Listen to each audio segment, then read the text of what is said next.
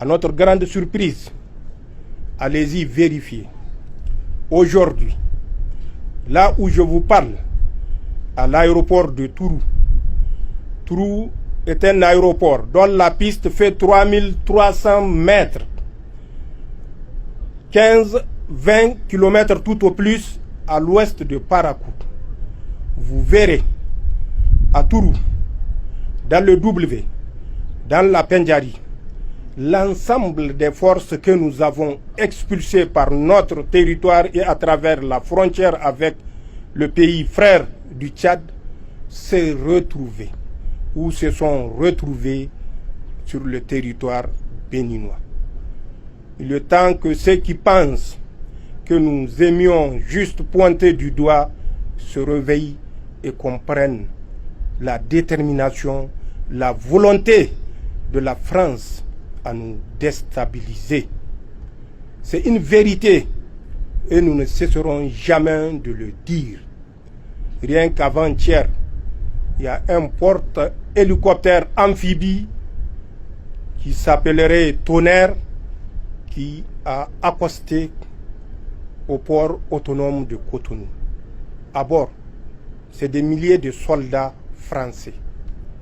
On vous dira que c'est un exercice. Mais combien de ports sont plus appropriés que le port béninois pour conduire ce type d'exercice? Et à ce que je sache, et à date, ça doit être le 10e débarquement à travers des portes hélicoptères amphibies. Le 7 décembre, il y avait eu un autre et nous les suivons régulièrement. Ils doivent être à leur 10e débarquement à Cotonou.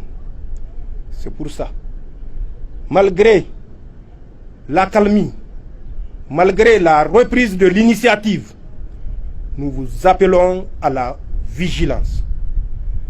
En déploiement comme en cantonnement, restez vigilants. Écoutez les conseils des autorités militaires et de vos commandements directs. Ils savent de quoi ils parlent et ils parlent dans l'intérêt de la sécurité nationale. Merci pour tout ce que vous faites et ce que vous serez appelés à faire pour garder notre pays debout. Nous nous organisons au niveau national et au niveau confédéral pour que l'espace confédéral, le Sahel troublé, pour nous mettre toujours en position de nécessité, en position de mendiant, pour que cet espace ne soit plus un espace occupé par des mendiants, mais par un peuple prospère. Et sur ça, et pour ça, pour atteindre cet objectif, l'État vous mettra tous les moyens à la hauteur de ses possibilités, afin que les sacrifices que vous avez consentis et que vous aurez à consentir ne soient pas vains, afin que notre espace et notre peuple connaissent le goût de la prospérité, connaissent le goût de bonheur.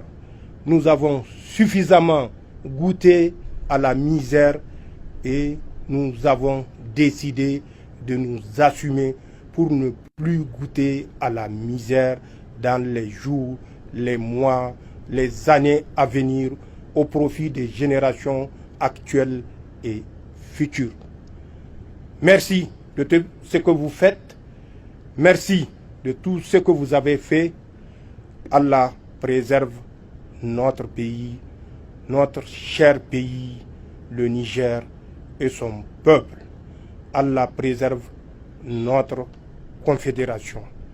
Merci à l'ensemble des officiers, sous-officiers militaires de rang, sapeurs, gendarmes, gardes nationaux, gardiens de paix, agents des eaux et forêts, agents de douane qui se sacrifient toujours pour garder un Niger debout.